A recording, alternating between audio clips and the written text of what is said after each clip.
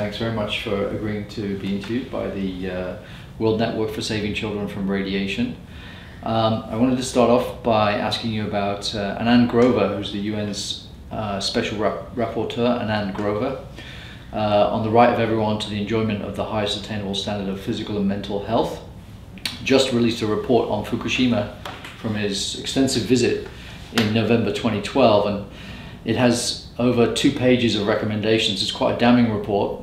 Some of the main points have been reported elsewhere, but they include the Japanese government's lack of real safety measures, the response system that was uncoordinated and inadequate or underutilized.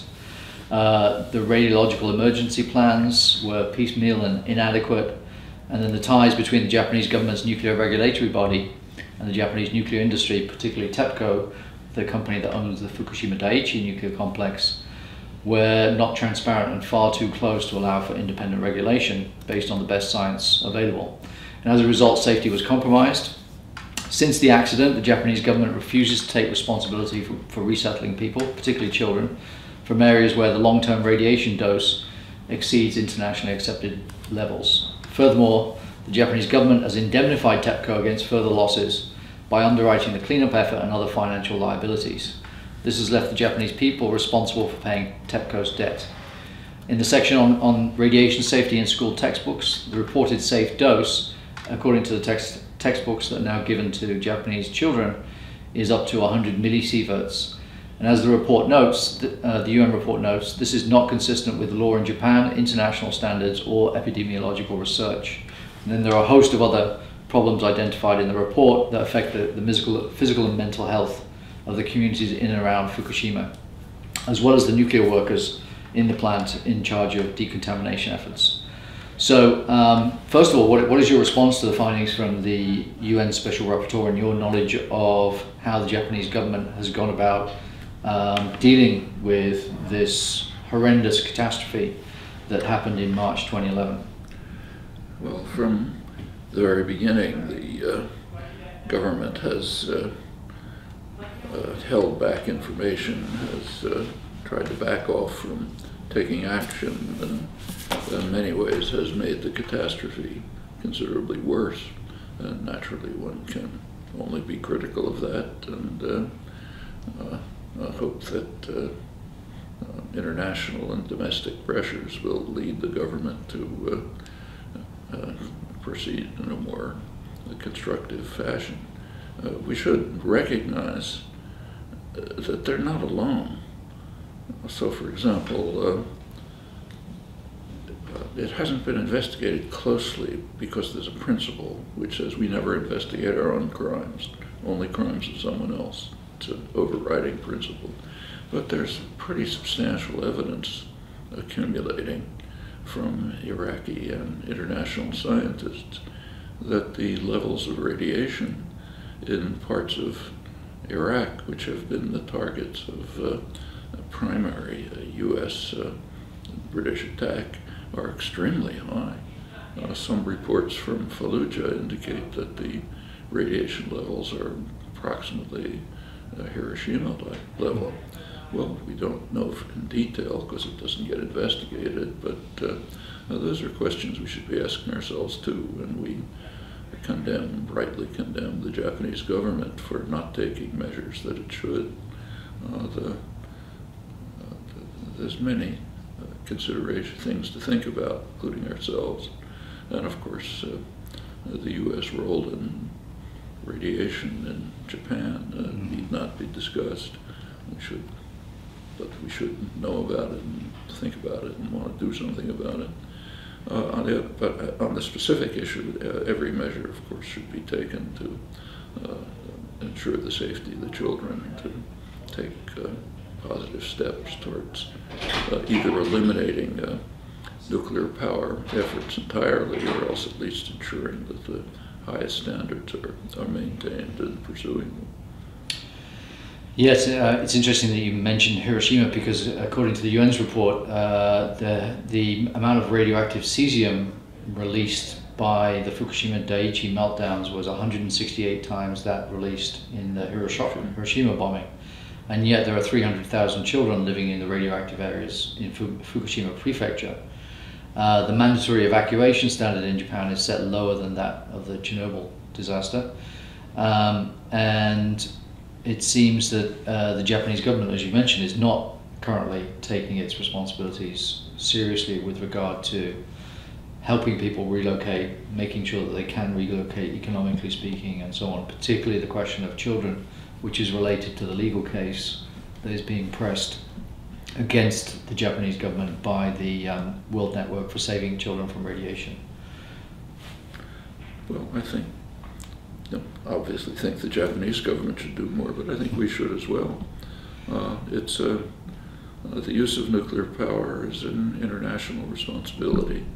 Nuclear power is being used because of the extraordinary damage caused by fossil fuels and the lack of, in Japan's particular case, the lack of direct access to fossil fuels that imposes a severe responsibility on the wealthy countries to vastly expand their research and development and efforts with regard to sustainable development, which will reduce the threat of disasters like this, and of the threat to the children, of course, that should be a primary concern right now. So it's a broad responsibility. It's fine for, say, me to criticize the Japanese government for its failures, which are substantial, but there's more urgent tasks for you and for me. Right. Yeah, in fact, the International Atomic Energy Agency is in cooperation now and part of the cleanup and the health issues in Japan, and yet they are this agency is at the same time responsible for promoting nuclear power. Well, that's a tricky issue. In fact, some of the most prominent and active climate scientists, like James Hansen, for example, actually are in favor of pursuing nuclear power, arguing that with all of its dangers, which are not slight by any means, the alternatives could be a lot worse. Fossil fuels have a devastating impact on life. The real alternative would be developing sustainable options, solar energy, maybe some others, and that requires substantial efforts, which are much too limited. So, I mean, in the history of the world, Japan is the only country to have suffered a nuclear attack, and it was under occupation from the US until 1954. And yet it's also a country that is, at the same time as developing nuclear power, has 54 nuclear power stations.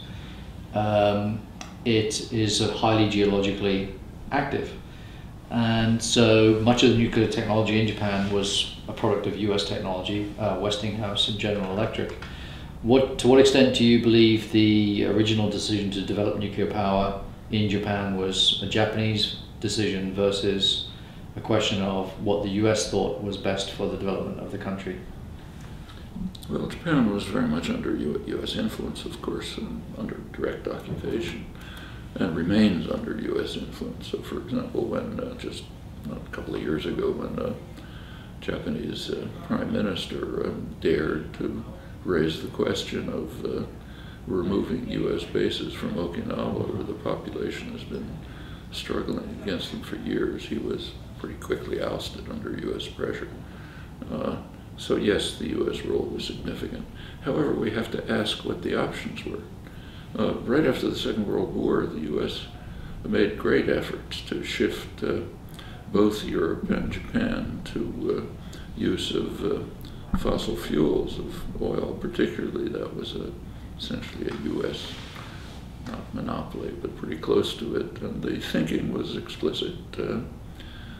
George Kennan, one of the leading planners, pointed out in what was then secret, declassified documents, that if the United States can maintain control over the major energy resources of the world, primarily in the Middle East, it will have what he called veto power over Japan, because it'll have a kind of a stranglehold. They'll require our oil. Well, there were other alternatives then, as there are now. they're much more obvious now than they were then. But the choice of nuclear power was in part a reaction to this. It's one of the ways of escaping. Japan, of course, has no immediate does not have rich fossil fuel resources, some coal, but not much. And therefore, the Second World War was in the Pacific was one major factor of it was Japan's effort to gain access to the fossil fuels of Southeast Asia, the oil of Southeast Asia, after the what are called the ABCD countries, America, Britain, China, Dutch, had and France had closed off the empires. In the early 1930s, the imperial systems were closed, because in an effort to protect the West from rising Japanese competition. And Japan reacted very brutally by trying to conquer those resources. That led to the Second World War. And after the war, the U.S. plan was to restore Japan's empire, to provide Japan with what Kennan called an empire toward the south. In other words, essentially restore Japan's new order, but under U.S. control. And that meant the U.S. would maintain what Kennan called veto power over it. And within that context, there was a turn to nuclear fuel. So there's many factors that should be considered when we think about this. The real option, and I think most knowledgeable scientists and others would agree with this, is to find alternatives to destructive energy resources. And that includes fossil fuels and nuclear energy. And that means looking elsewhere, maybe solar energy and other sources. And which brings us forward to today, because Japan has a sizable stockpile of plutonium as a result of its civilian nuclear power operations. And there are some elements within Japanese political society who want to overturn the ban on nuclear weapons, develop nuclear weapons. The United States is saying you're safe under our nuclear umbrella, which has been their policy since the Second World War. And yet there are increasing tensions in the region vis-a-vis a more assertive China. I wonder how that, or in your view, plays out in terms of what is going on now. When the U.S. says you're safe under our nuclear umbrella, that begs a lot of questions. Actually, the nuclear umbrella is extremely hazardous. It's practically led to destruction of the United States. And it's worth remembering that states do not, contrary to what you read in international relations theory, states do not take security as a high priority. You can easily show that. So just take U.S. history. U.S. is in the lead on this, so it's the most important country. And it's also an unusually open society, so we have a lot of evidence. But just take a brief look at the record, which includes Japan. In the early 1950s, the United States had extraordinary security, enormous power, half the world's wealth, just incomparable security. There was one potential threat, ICBMs with hydrogen bomb warheads. They didn't exist, but they were a potential threat. Well, the Russians knew that they were far behind the U.S. in technology and technology of war making. So they actually offered a treaty to the United States to ban these destructive weapons. How did the U.S. react? Well, we know. There's a highly authoritative history of nuclear weapons written by McGeorge Mundy, the National Security Advisor for Kennedy and Johnson. He had access to a rich array of internal documents. He writes more or less in passing that he could not find a single document, paper, that even considered the possibility. So the idea of even considering the possibility of saving yourself from total destruction didn't arise, because other issues were more important. We go 10 years beyond that, say 1962, John F. Kennedy was willing to face a subjective probability, his own judgment, of a third to a half of nuclear war, which would have been massively destructive. in order to establish a principle. The principle was that the United States has the right to have offensive nuclear weapons everywhere, and no one else has that right. That was the principle, if you look closely. And in order to establish that, it was willing to face nuclear war. That involved Japan. Right before the Cuban Missile Crisis, 6 months before, Kennedy had sent long-range ICBMs, long-range missiles, to Okinawa with nuclear warheads. That was threatening China at a period of great tension in Asia. There was a major conflict developing between India and China. Well, that would have brought destruction to Japan. That was 1962. You go on to 10 years later, in 1973, Henry Kissinger called a nuclear alert. What was the reason? The reason was that there was a war in the Middle East, Israel-Arab war. Russia and the United States had made an agreement to impose a ceasefire, but Kissinger secretly advised Israel that they didn't have to observe the ceasefire, they could continue. And the nuclear alert was intended to warn Russia to stay away. A nuclear alert, of course, everyone knows. You know? So that's 1973. We'll go another 10 years. Ronald Reagan was in office, and his administration decided to test Russian defenses by simulating nuclear attack on Russia with advanced bombers and so on. And the Russians didn't entirely understand what was going on. They didn't know whether it was real or simulated, so they called a major alert. We came pretty close to war. We can go on right till today. Right. In fact, just a couple of weeks ago, months ago, if you listen to President Obama's last speech, the big speech on shifting nuclear global. The pivot to Asia. Yeah, well, more than that, the new military policy that he announced a couple of weeks ago. There was an interesting sentence in it.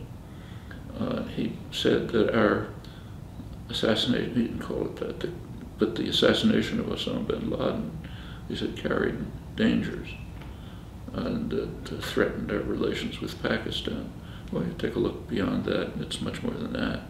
The Navy SEALs who were sent in to assassinate bin Laden were under orders to fight their way out if they had to. If they had had to, the whole weight of U.S. military force would have entered. And Pakistan has a professional army dedicated to defense of the sovereignty of the country. They have nuclear weapons, probably laced with jihadi elements. The chief of staff of Pakistan was informed about the intrusion and mobilized forces. He thought it was from India. General Petraeus in Kabul mobilized U.S. forces, scrambled U.S. planes. Came pretty close to a war which could have grown into a nuclear war. This was in order to carry out an assassination in someone else's territory. What this tells us, and it's easy to go on, is that being under a nuclear umbrella is a threat. It's not security. It's a major threat. These are weapons that can instantly destroy everything. They're under the control of leadership elements that do not regard security as a high priority and never have, and are willing to take serious risks. So the very existence of these weapons is a major threat to survival. And in fact, there is a legal obligation, if anyone cares, determined by the World Court, that the nuclear powers have a legal responsibility to live up to their conditions under the Non-Proliferation Treaty to make good faith efforts to eliminate these destructive weapons. So talk about a security blanket, I think, is extremely misleading. How do you compare the reporting on the Fukushima disaster, thinking back to the reporting around Chernobyl in the 1980s? Do Do you see significant differences? Well, Chernobyl was regarded correctly as a major crime of the Soviet Union, and more reason to condemn the evil empire for its crimes. We can argue about whether it's comparable, but it's certainly pretty awful. And the reason is it's an ally, in fact a client. We should be much more honest about that. And as I say, we should always look in the mirror and ask what our responsibility is and what we can do about it. And I think we can do a lot. How do you think we could best place pressure on the Japanese government? Because similarly in Japan, it's not being reported. There are lots of problems already, starting to see health effects of children in the region, women who were pregnant at the time of the nuclear disaster. They didn't have a proper evacuation plan, so some people stayed in highly irradiated areas as the plume came across, beyond the 20 kilometers exclusion zone that people were evacuated from, but they were not evacuated in the direction that the plume was traveling, so they were irradiated for over a month and they stayed there, not being told to be evacuated. And very little of this has been reported in the mainstream Japanese media, in a similar way that it's not really reported here about crimes of the US government. And I wonder what we could do to help force the issue into the open with regard to what's going on in Japan, because when I was over there, many people were extremely concerned they were not getting the correct information from the Japanese government. Their health concerns were not being taken seriously. They were very, the UN report talks about not just the physical welfare and health of the people, but also their mental health. Some people were moved multiple times, some people up as 10 times to different emergency centers. Very dislocating. Older people were moved all over the country. 110,000 people are still in evacuation centers around, have not been able to move back. And yet Kuriyama City, which is the second biggest city in Fukushima, there's over 300,000 children still in the area of Fukushima who are in areas that are above 1 millisievert, and the Japanese government is saying we don't need to do anything about that. And the Japanese media is following that line. What do you advise over in Japan that they can do, and also here with respect to uncovering the media kind of blackout of the story? Like many other media blackouts, we can try to put pressure on the media to report it. We can support the domestic groups in Japan that are protesting it and trying to gain some make some progress in dealing with the issues. We can pressure our own governments to provide aid and assistance to carry out the very substantial task of proper relocation and resettlement. And beyond that, we can pressure our own governments, which we should be doing independently of Fukushima, to take very seriously, far more seriously than they're doing now, the task of developing alternative sustainable energy systems which will cut back the use of destructive technologies, which won't leave us with the awful choice between nuclear energy and fossil fuels. And just to kind of finish on that question, because as you mentioned earlier, James Hansen, who has really brought to light from the late 1980s the question of climate change and global warming, that we're currently worsening as CO2 levels continue to increase, the use of fossil fuels continues to increase, and more extreme forms of energy are being utilized, so that the US has gone from being worried about running out of natural gas to having a glut of natural gas on its hand, and oil, and is predicted to rival Saudi Arabia by 2020 or so in terms of its ability to get more oil out of the ground. What are some real alternatives? Because James Hansen is very much in favor of nuclear power, which is surprising when you see not only the effects of Fukushima that are going to go on for decades. That could happen at any time at any of the other 400 odd plants around the world. The nuclear industry is very much in favor of expansion, of course, and there are any number of arguments, not just on safety but also on economics, that there's no way that nuclear power could be an answer to electricity generation. And of course, once you build a nuclear power plant, they're so huge that they practically, and they have to be run all the time, they require you to justify them by ramping up energy use. So there's, out of the window goes any concept of energy conservation. And that was quite noticeable in Japan when they closed all 54 reactors. 30% of the electricity supply, there were no blackouts, and Japan continued. And in other words, they didn't need the nuclear power reactors in one sense. Well, they didn't. The question is what they used to replenish right. the energy. So they practiced a lot of conservation, but moving forward, how could Japan realistically move away from fossil fuels, move away from nuclear power? Because the Japanese government now is investing heavily in the extraction of methane clathrates, frozen methane deposits, which are supposed to rival fossil fuels by 2 to 1. Yes, in fact, they're very dangerous. Incredibly dangerous. So they seem to be going in exactly the opposite direction. Well, I think, what do you think is the answer then? Well, I don't know Mr. Hansen personally, but I suspect he'd agree with everything you said.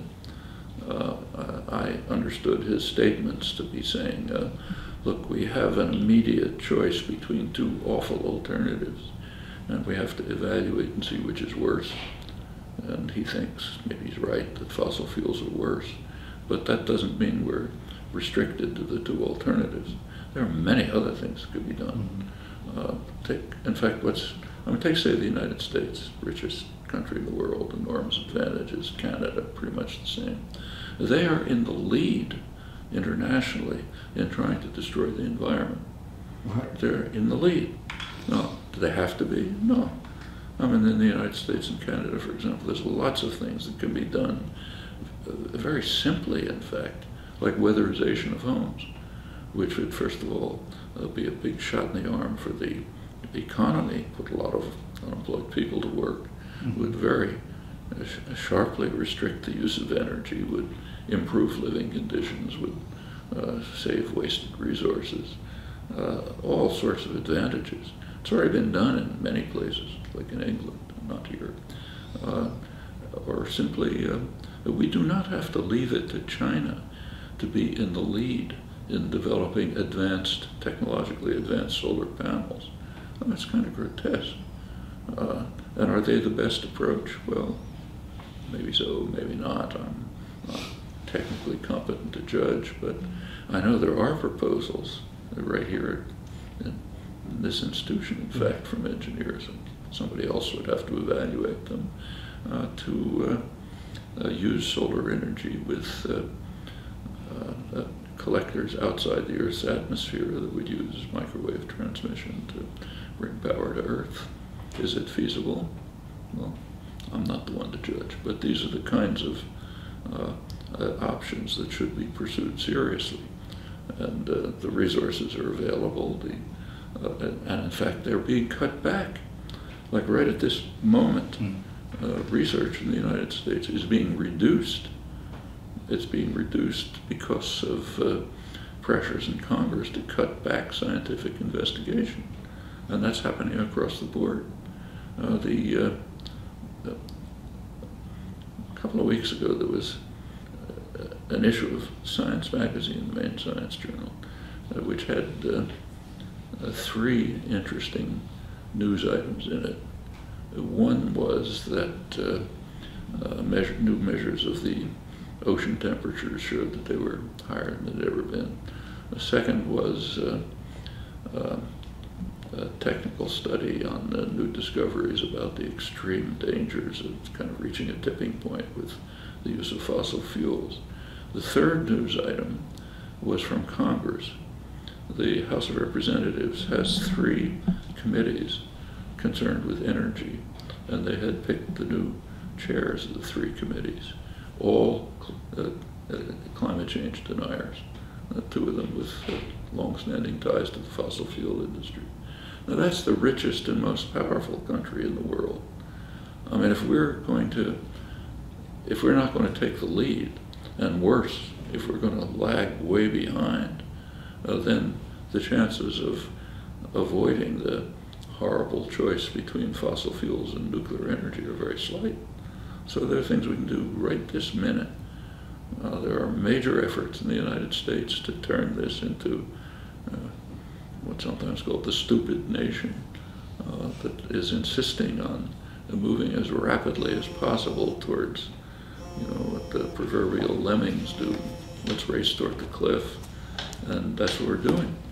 I mean, actually, of roughly 100 relevant countries, the United States is the only one that does not even have a national policy on energy conservation and or of the use of sustainable energy. As random policies scattered around, but no national policy. Every other country does.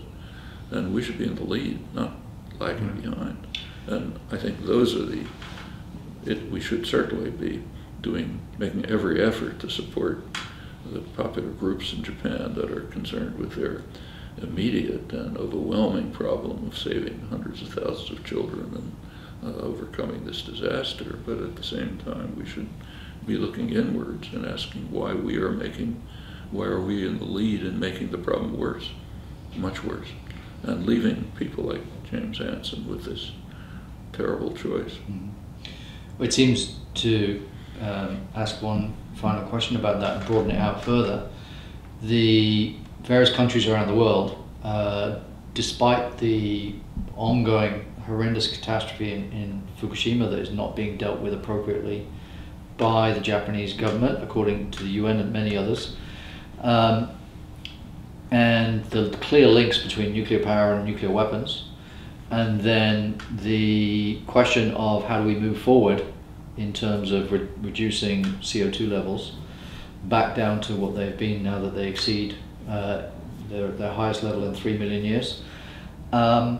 What is it? I mean, everybody lives on the same planet, and yet the people who are making the decisions, the politicians at the top, and obviously the corporations that they seem to answer to more than their own people who elect them, what is it systematically that seems to drive them towards solutions that are false and continue down this path that the best science tells us is essentially suicidal in terms of civilization, biodiversity, and so on? Well, do you think it's possible within the confines of capitalism to move to a completely different energy paradigm? Capitalism is a death sentence, and you can almost prove a theorem about it. I mean, we don't actually have capitalist systems. We have kind of mixed systems of various sorts. But to the extent that capitalist market principles prevail, and there's substantial extent, they are a death sentence for well-known reasons. I mean, if you're the CEO of a corporation, you have a legal institutional requirement to maximize profit and market share. In fact, that's a legal responsibility. There are what are called externalities in the economics literature. They get a footnote here and there. The externalities are that in a market transaction, say you sell me a car or something, we don't take account of the effect on her. We take account of our own welfare. Well, sometimes the externalities are always significant, but sometimes they're horrendous. So take the current financial crisis. That's substantially reducible to a well-known an inherent market failure, namely when financial institutions make risky transactions, they do not take into account what's called systemic risk, the risk that the whole system will collapse. That's an externality, so you disregard it.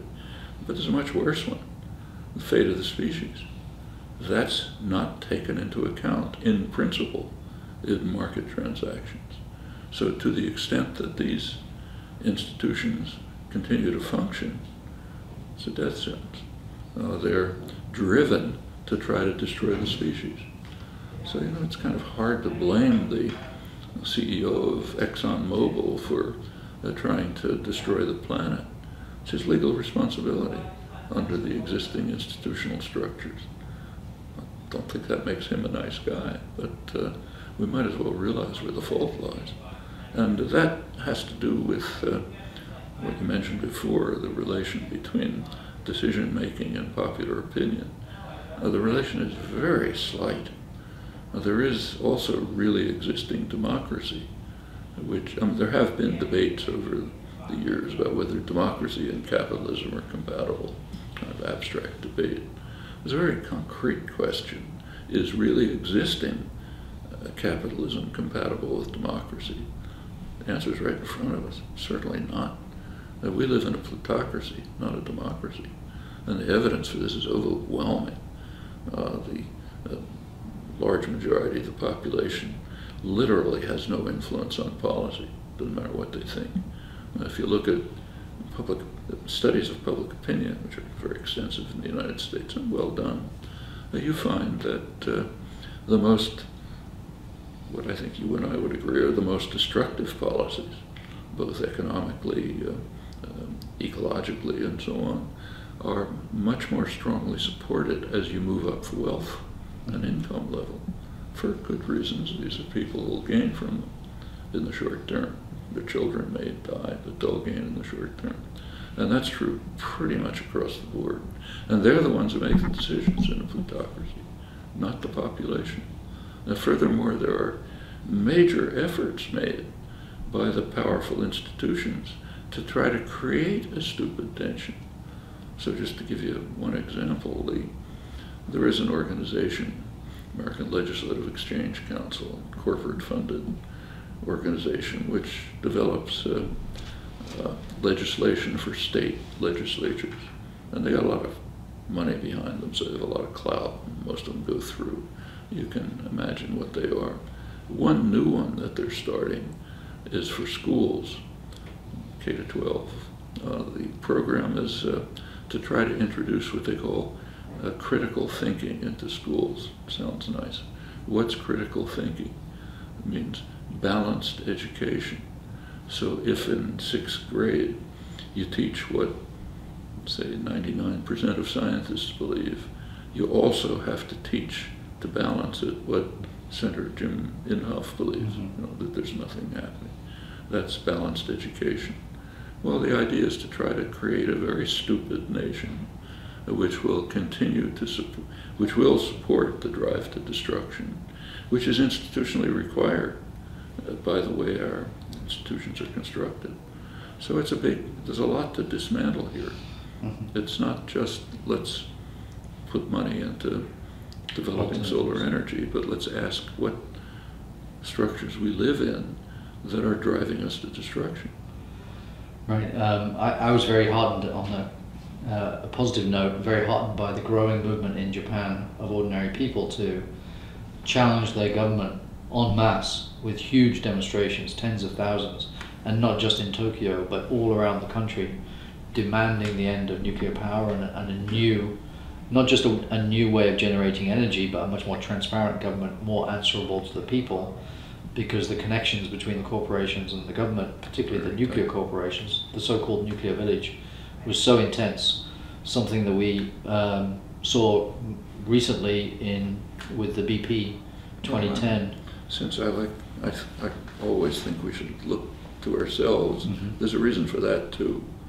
After the Second World War, the United States, of course, occupied Japan and controlled it. The first couple of years after the war, the proconsul who basically ran it was General MacArthur. MacArthur probably believed what he was taught in 8th grade civics. So he allowed Japan to move on a course of democratization. And it was pretty significant. There were quite important developments in reaction to Japanese fascism happening all over Japan. When the liberals in Washington discovered that Japan was being democratized, they were appalled. And they instituted what was called the reverse course to impose upon Japan essentially corporate rule, much like here. And it was done. They had the power to do it. So this connection that you're mentioning maybe would have developed anyway, but it developed with direct U.S. initiative under U.S. control. Something similar happened in Europe, and of course it happens here. So Our hand is everywhere for good reasons. It's a rich, powerful country, most powerful in history, and has enormous impact on what happens. So it makes sense to take a look at all of these issues and ask, what have we done about it? What can we do? There are always good answers to that. All right. Well, thank you very much for the interview. Yeah.